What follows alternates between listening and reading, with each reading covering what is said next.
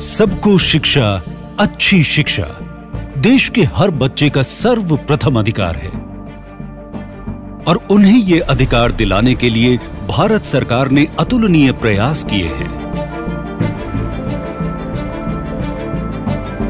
शिक्षा की गुणवत्ता को बेहतर बनाने के लिए सेवारत शिक्षकों का प्रशिक्षण, 37 लाख से ज्यादा छात्रों का नेशनल अचीवमेंट सर्वे के तहत मूल्यांकन तथा लर्निंग आउटकम आधारित निरंतर सुधार का लाभ हर विद्यार्थी को प्राप्त होगा। इसी प्रयास को और सुदृढ़ करने के लिए मानव संसाधन विकास मंत्रालय की नई पहल है समग्र शिक्षा, जिसका मुख्य उद्देश्य है छात्र का बहुमुखी विकास।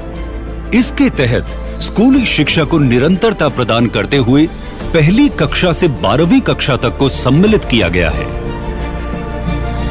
सर्व शिक्षा अभियान, राष्ट्रीय माध्यमिक शिक्षा अभियान तथा शिक्षक प्रशिक्षण की केंद्रीय प्रायोजित योजनाओं का अभिसरण कर एक व्यापक योजना तैयार की गई है। प्री स्कूल तथा वरिष्ठ माध्यमिक स्तर को पहली बार शामिल किया है। इस योजना के मुख्य उद्देश्य हैं गुणवत्तापूर्ण शिक्षा का प्रावधान और छात्रों के अधिगम निष्कर्षों में वृद्धि, स्कूल शिक्षा में सामाजिक और महिला पुरुष अंतराल को कम करना, स्कूल शिक्षा के सभी स्तरों पर समता और समावेशिता सुनिश्चित करना, विद्यालयों में न्यूनतम मानक सुनिश्चित करना,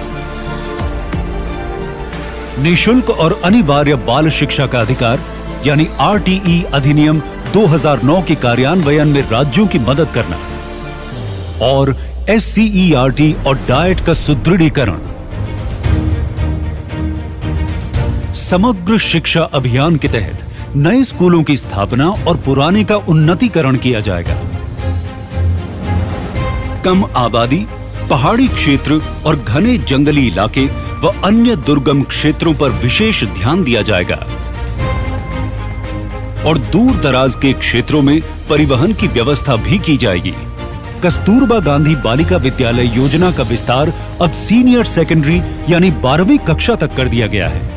बेटी बचाओ बेटी पढ़ाओ उद्देश्य को आगे बढ़ाते हुए इस योजना में ग्रामीण एवं पिछड़े वर्ग की बालिकाओं को स्कूल छात्रावास में रहकर अपनी शिक्षा पूर्ण करने का अवसर प्राप्त होगा। इसके अतिरिक्त दिव्यांग छात्राओं के लिए प्रति माह 200 रुपए की छात्रवृत्ति तय की गई है।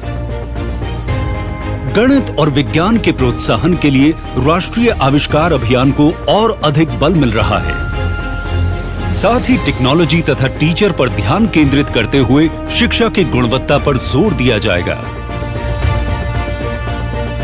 ऑपरेशन डिजिटल बोर्ड के तहत शिक्षा में डिजिटल प्रौद्योगिकी, स्मार्ट क्लासरूम, वर्चुअल क्लासरूम और DTH चैनल की व्यवस्था की गई है। शिक्षकों के कौशल को अपग्रेड करने के लिए डिजिटल पोर्टल दीक्षा का आरंभ किया गया है।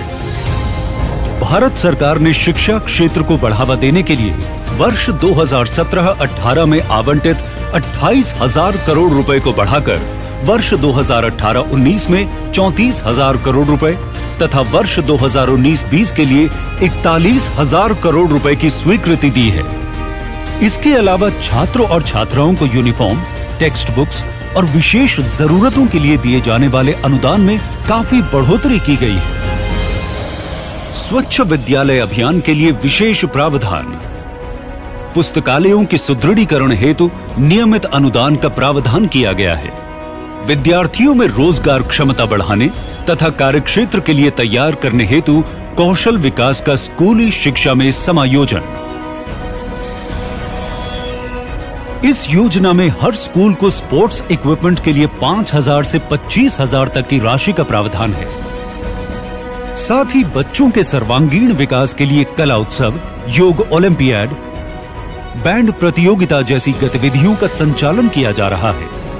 भारत सरकार के इस प्रयास से देश में समग्र शिक्षा के क्षेत्र में एक नई पहल की गई है, जिससे लाखों छात्र छात्राएं एवं शिक्षक लाभान्वित होंगे।